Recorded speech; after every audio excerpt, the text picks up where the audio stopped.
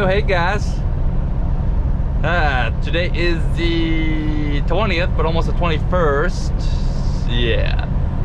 I'm over here, in the backwoods just south of Dodge City, heading towards Liberal. On, what is this, 54? I believe so.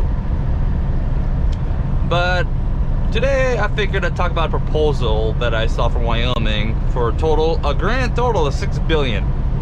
Big number, but it would pay off in the long run.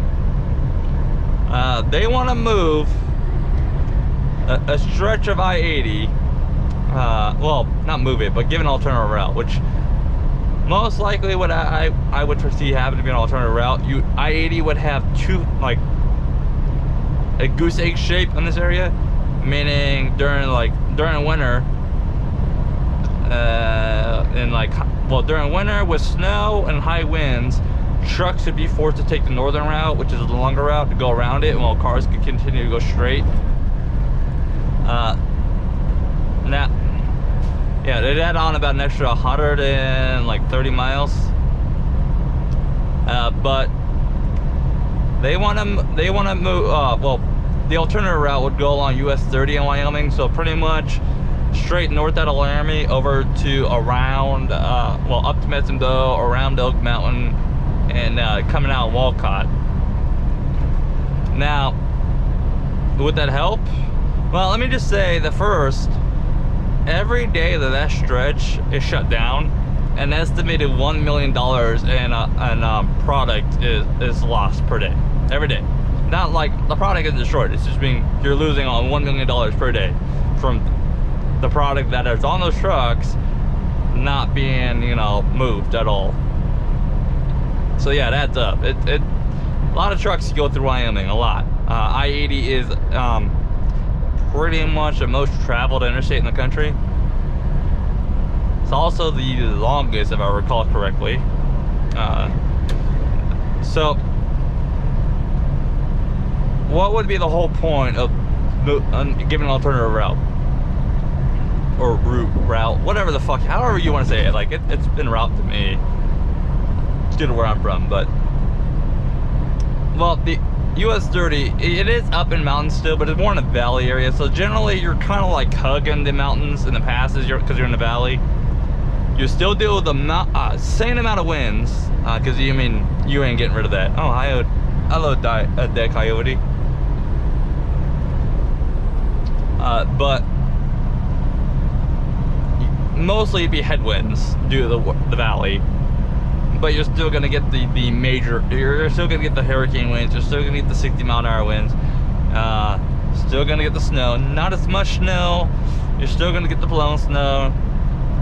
It's flatter roads. It's usually the issue with Elk Mountain is,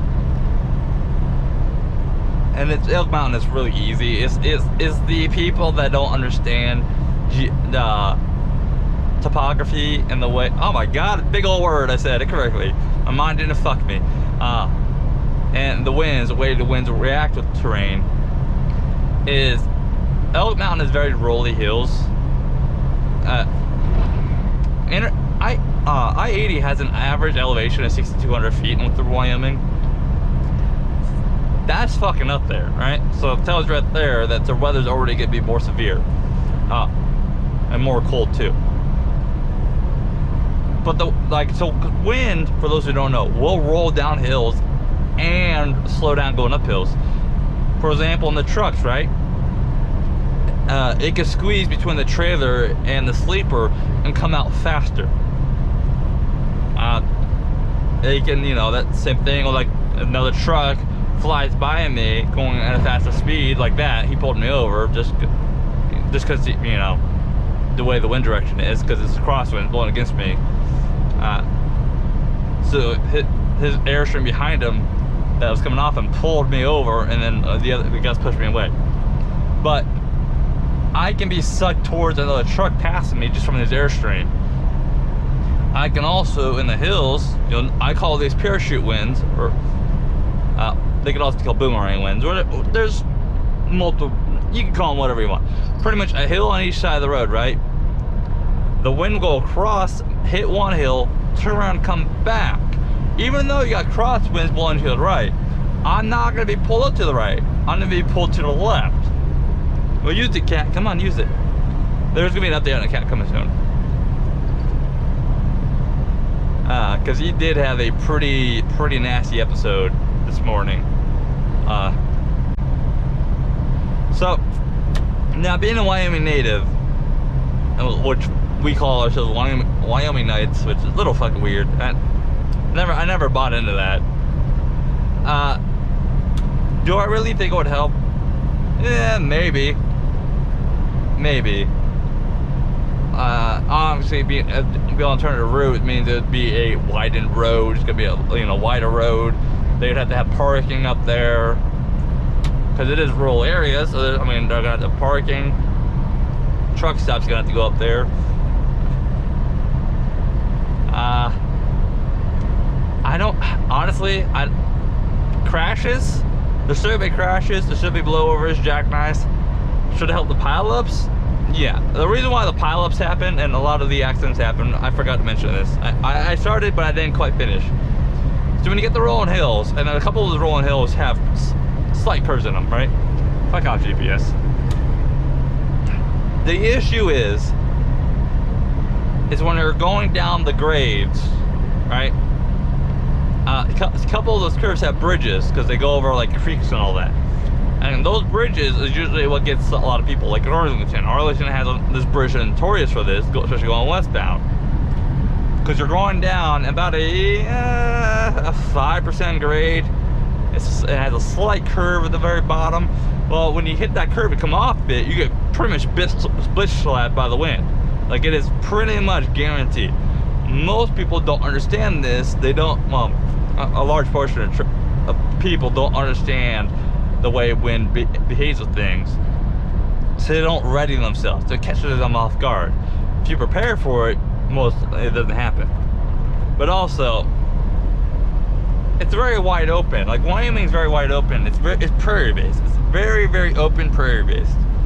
So that means too, there's not a lot of shit to stop or slow down the wind.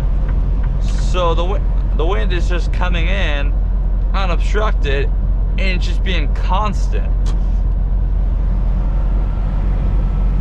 It's just being constant, and that's why you get the blowing snow, and then you get shit built up on the road, and it just creates issues. I always forget about that curve. I always do. So would it help? Yeah, probably. Is it gonna help as much as they're hoping for? No. Do I really foresee this actually happening?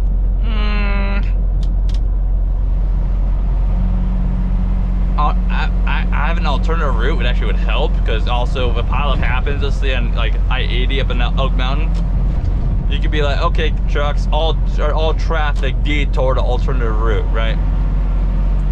Instead of the whole stretch being shut down, they could just say detour up north and go around it. Now, what I'd like to see them do, is in my personal opinion, be a lot more, but I would like to see from Cheyenne pretty much skip around the whole Buford area. So go north of Cheyenne, have the interchange for I-25-80 be moved north, because also the interchange in Wyoming, or in Cheyenne, for the I-80, I-25, it's not very nice. It's very small. It's cloverleaf. It's a tiny one though. So move it up north, make it a bigger cloverleaf, and then move I-80 up if they can. Like, it'd be much longer, but get it out the climbs. And that's the issue. Because like also, yeah, I mean, the Oak Mountain is only one of the bad stretches. There's a Buford, the Sherman. And then pretty much, for those who don't know, it's pretty much east of Laramie, Wyoming, about a half hour east. Climbing out of Laramie, immediately climbing out of Laramie, you got like a 6% grade, and it's a serpentine, it's a snake, right? Not quite like an actual, like, completely coiled up snake, but you know, a snake that's very stretched out. Slightly, you know, but you are climbing up it. It's about 6% grades. Usually that's pretty good. But then you get a long downhills, all the way to Cheyenne. And the hot spot for the issues are Buford to Sherman, and Sherman's the rest stop at the very top of that descent into Laramie. That's what the Sherman is. Because Sherman also means Sherman's Pass, and then that's the descent down into Laramie. That's why, if you ever hear Sherman, rest stop, descent into Laramie, because there's pretty much right there. Because like I said, the rest stop's the very top of the hill, and then you're descending. So yeah, you can solve half the problem, or at least 25% of it, 30% of it. But I mean, there's still gonna be issues. Is this guy gonna ever try to go 60? I mean, I started getting on right away, but he just didn't even care. And I'm heavy. I'm 42,000 pounds, and so I was gaining speed at a much higher level than this dude even tried. All right, so I mean, yeah, I like to see alternative routes, period, in Wyoming, just for the benefit of the state, especially with the congestion and the major headaches that Wyoming can cause. Any way to possibly alleviate some of that, I will gladly take, because Wyoming is just a major highway for freight that they need to start trying to come up with ways to alleviate some of the issues. Let's see, is he going to 70? What do you guys think about that, though? Like I said, they would pretty much remove it, a tunnel route, falling 30 north of Laramie out to Walcott. For those who drive trucks, what do you think? Okay, now onto the cap. So I will give a little sum up to what he's been doing all last week, right? Or all this week, because it's Sunday to Sunday. Last Sunday, so what was that, the 13th? He passed 3 stones, about 2 centimeters in diameter, all by himself. Think of it like peas, like tiny peas. Impressive. The vet literally called that impressive. Okay. Yeah, dude, this dude's gonna do 68, 69. Okay, now, after that, because that was very bloody, that was very painful, that was like a 3-hour process, he was extremely exhausted. He only dumped about half his bladder. The rest of the week, he dumped about half his bladder. And it was consistently getting bigger, larger amounts were being released, at one time. It went from drips to more consistently, more bursts of urine. Then it became pretty much mostly burst. Meaning, when I say burst, I mean like bursts of streams. That they was starting to go where it was. Then, this morning, on the 20th, about 4 or 5 a.m., I really do not want to be behind this guy doing, okay, we're going to 69, I guess. Bugs the shit out of me, so I'll back it out. Give us some space. But because I want to get my braids too. So this morning around 4 or 5 a.m., he dumped like 98% of his bladder, like pretty much. Because I mean, they showed me how to like check his bladder, and I checked it. It was empty, like it was slightly, like very slight in there. All of a sudden, he starts doing bursts of blood, right? Bursts of blood. And starting to leak and drip everywhere. Like, he hadn't leaked and dripped for like 2 days. Like, he wasn't leaking everywhere, he wasn't dripping everywhere, except for maybe like 4 or 5 drops after he gets out of litter bags, normal stuff. Because hell, humans do that too. He did, I would say he had about 50 milliliters, maybe less. It wasn't a lot, it was just, the reason why it took so long is because it felt different. Why are you slowing down, dude? It felt different coming out. But he did, at first when he was pushing out the blood, it was pretty much mostly bursts of a few drops. Like, it do a burst stream. And then he would just go, you know, a few drops, and then, you know, problem is though, his body wasn't telling him like, hey, keep pushing it. So he would move around, and then all of a sudden he'd be like, oh shit, I gotta go, because it just starts coming out. So it didn't matter. This is that, like I say, when he would act like a kid, like a baby, like a toddler, like, oh, I just pulled down my diapers, I gotta go, or pull up and go right here, right? I don't care if I'm in public, pulling down my pull up and going right here. It was sort of like that thing. So dealt with that for about an hour, and the longer it went on, meaning, you know, throughout that hour, it became less bursts and more just drips, and very, very sporadic drips, where he had to start forcing them out. And there was a lot of crystals. And remind you guys what the crystals are. It was like individual pieces of like a sand, like it was like individual pebbles of sand, pretty much, sort of like that.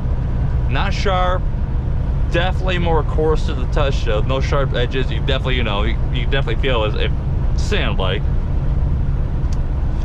Varying lengths of, and you know, of pieces. Some were really short and round, some were really long, and they were all over where he was doing all this stuff. So I called the vet about, I don't know, like, it was like 0900 for 0800, something like that. And I asked, you know, the vet, because my gut was telling me, because he never emptied his full bladder. Like, that was actually impressive. I was like, yeah, you emptied his full bladder, good job. But since he never emptied his full bladder up until this morning, that was most likely leftover shit from that never got flushed out. This was in the bottom, since the blood's heavier than, you know, as urine. That way, blood will sink in any fluid that's water-based, because it's thicker, so it will sink. So since he never emptied his bladder all the way, or at least more than halfway, that was just sat in the bottom, and it built up with the crystals, and he just, once he emptied his bladder, that's when it showed up. And he actually had a push on it, like push it out, like, so he was pushing it out. He did a good job. Granted, it made a bit more mess. Sadly, I mean, I need a new bed anyways, so I'm not too worried. Some of it, very little bit, got into my mattress, whatever. I'm not gonna be upset at him. You can't get upset. You can't get upset over a toddler that's like puking his guts out, you know, it's like this flu. Because it takes a lot of self-control, and reeling things back. When you know you're sick, you know you're having issues, to hold it in as much as you can, hurry to get to the bathroom, right? Or where you gotta go. Like, I thought that takes a lot of control. And it's really hard, even for me as an adult, to do that, depending on how sick I am. So I'm not gonna get upset at the cat for something he can't really control. It still sucks, but I've always treated him like a kid, right? Because he does remind me a lot like a toddler. A lot of the way he behaves, his personality is very toddlerish. So I treat him like that. Like, my cat actually has rules. He understands the rules too. Like, my cat understands a lot of things. He's a smart cat. He's also very well behaved. The vet, when he spent the 3.5 days at the vet for the hospitalization, they kept telling me he's a very easy cat. He's well behaved. He doesn't try to attack. He doesn't do nothing. That's because I've worked with him. I've had this cat since he was 6 weeks old. I've worked with him from the day one to be a mellow cat, to not react to things, behave, follow certain guidelines. And I'm not saying like I have all these rules. I'm saying like, you can get up on my bed, right? No counter, stuff like that. Like no kitchen table, shit, like normal shit. Furniture's fine, just know where and when to get up. For example, I let him lick my plate when I'm done eating, but he cannot beg.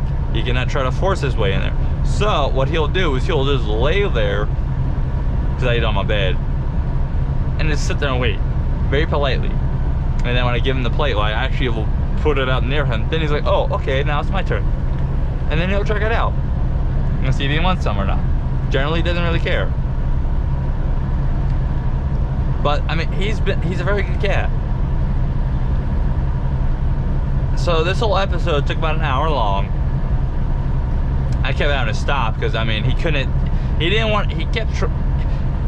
I understand he was scared. He didn't quite understand what was going on, so he kept moving around the truck, right? He kept moving around. Like, he tried to get underneath the blanket, and I was like, oh, no, because no joke, I had trash bags covering my bed. So he kept trying to get underneath the blanket, and I was like, oh, no, you can't do that,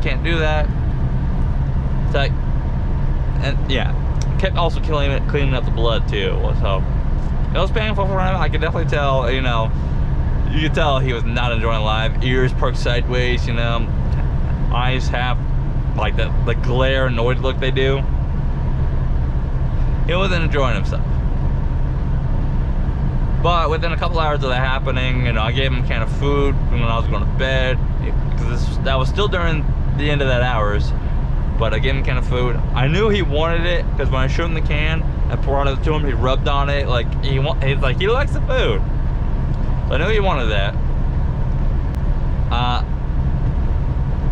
So I just put it on a plate, put it down. Within a couple hours, though, I felt him getting up and going to eat, drinking. So he went back to eating and drinking after a couple hours, which is good, right? His behavior's already back. So I think I won't know until he tries to go again. Because I mean, this is what happened last time. He kind of held it in for a bit to see.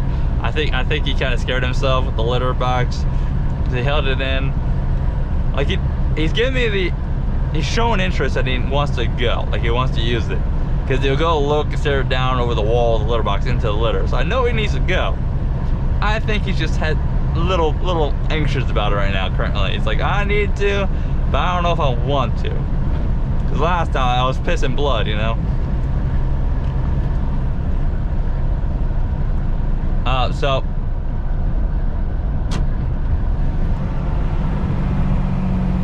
okay, I wasn't expecting this dude to slam on the brakes like that. I really need to pass this guy. But yeah, I believe the vet, because I also, when I called the vet, she agreed that it was most likely leftover shit too from sitting in the bottom of his bladder. But I won't really know for another day or two. But considering he's acting back to how he was all the rest of the week, you know. Oh, here we go. That is gonna be fine. Yeah, I'm gonna pick up speed and speed a little bit to get past this guy. Because he's going at an odd speed, and I'm slightly faster than him, so.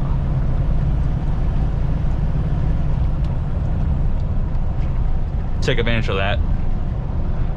Then I do 70 and he does 68. I don't want to be behind somebody doing 68 for all fucking night, you know? Because those 2 miles an hour do make a difference. Especially at the edge of town anyways. Speed's picking up. See, yellow. Hey, at 65, so. And then, bam, 65. Alright, so. I told you I'd give, I know I asked you guys a couple videos ago if you guys put on updates or part 2. And I pretty much said, no, you're gonna get them anyway, so fuck your opinion. You know, just me. Besides, I know a few of you do like that I have a cat, like my cat. You do know I have a cat in the truck. These are some of the issues you're gonna deal with having a pet in the truck. He is getting better. He was doing great until this morning, and even then I don't think that's a setback. It might be for a couple of days, because most likely he has to flush the stuff. Most likely when he's shooting the blood out, he put some of the crystals in his urethral, so I'm pretty sure he's going to flush those out again in a couple of days. They weren't like large amounts. There were individual pebbles that are spread out. There was no clumping, nothing. There was no like cluster of them together that would indicate they're clumping together. It was pieces spread out. So I don't think this is gonna be a setback. I don't, like, my gut's telling me it, his behavior's telling me it. He's not indicating like he's in pain, discomfort. I'm still giving him his pain med every 12 hours. I asked the vet if I should give him sub-Q fluids, which is like vitamin water in a sense. speaking of vacuum, fucking cheese graters. Yeah, and if anybody doesn't know what a cheese grater is, that's a cattle truck. Dan, that's a cheese grater. Just because our trailer designed. They have many names. I like calling them cheese graters because it's a cheese grater.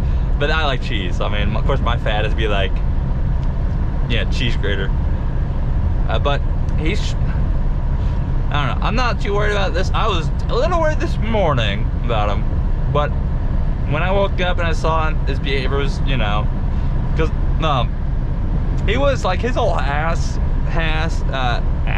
Kept trying to say ass and ass at the same time, but his whole back half, so his hips, his paws, his, you know, his little area around his dick and his booty hole. Yeah, that's what I call his booty hole. His booty hole, his butt. It's a booty hole. It was a little soaked in blood, a little red. So when I went to bed, I tried scrubbing him. He was not. I tried cleaning with the wipes. He wasn't really enjoying it. He was fighting me a little bit. I got as much as I can because he kept trying to kick me away. I wasn't being rough. I was just trying to get a massage him of it out. So I understood he was hurting, but he kept kicking me away. So I was like, okay, got most of it. I'll go to bed. I woke up and he's pretty much clean. He cleaned himself. So another good sign is when like my cat, when this was really at the peak of its severity, he wouldn't clean himself. He wouldn't bathe. You know, he wouldn't do any of that shit. So like now he's already back to bathing. It's a good sign too. But alright guys, you guys stay safe out there. I'll catch you next time. Bye.